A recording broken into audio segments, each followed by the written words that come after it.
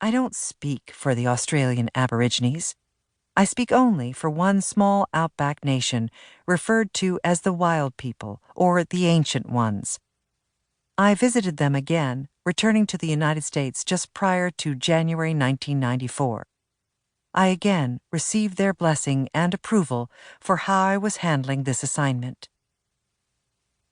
To you, the listener, I wish to say this.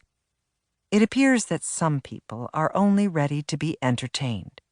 So if you're one of these people, please listen, enjoy, and walk away as you would from any good performance. For you, it is pure fiction, and you will not be disappointed. You will get your money's worth. If you are, on the other hand, someone who hears the message, it will come through to you loud and strong. You will feel it in your gut, heart, head, and the marrow of your bones. You see, it could easily have been you selected for this walkabout, and believe me, many times I wished it had. We all have our own outback experiences to grow through.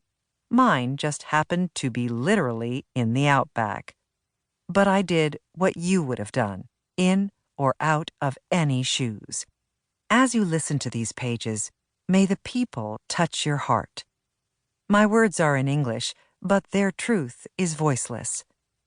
My suggestion is that you taste the message, savor what is right for you, and spit out the rest. After all, that is the law of the universe.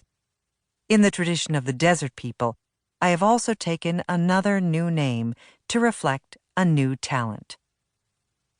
Sincerely, Traveling Tongue. This book is a work of fiction inspired by my experience in Australia. It could have taken place in Africa or South America, or anywhere where the true meaning of civilization is still alive. It is for the listener to receive his or her own message from my story. M.M. Chapter 1. Honored Guest. It seems there should have been some warning, but I felt none. Events were already in motion. The group of predators sat miles away, awaiting their prey.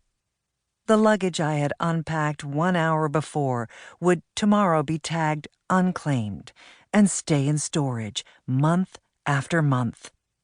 I was to become merely one more American to disappear in a foreign country. It was a sweltering October morning. I stood looking down the drive of the Australian 5-star hotel for an unknown courier. Contrary to receiving a warning, my heart was literally singing.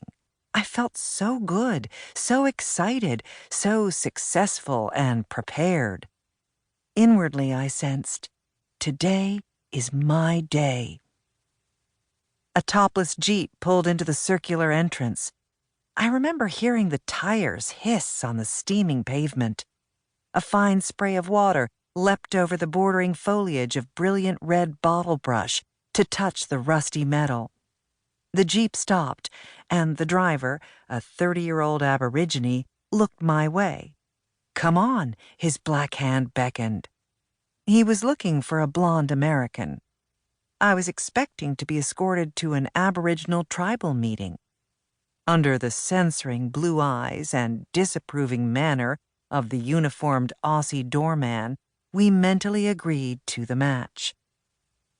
Even before I made the awkward struggle of high heels into the all-terrain vehicle, it was obvious I was overdressed. The young driver to my right wore shorts, a dingy white t-shirt, and sockless tennis shoes.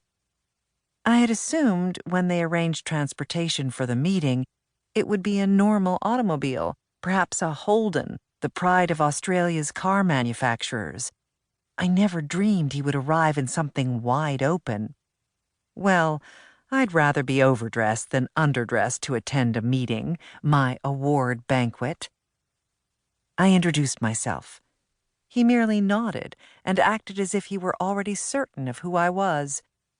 The doorman frowned at us as we propelled past him. We drove through the streets of the coast.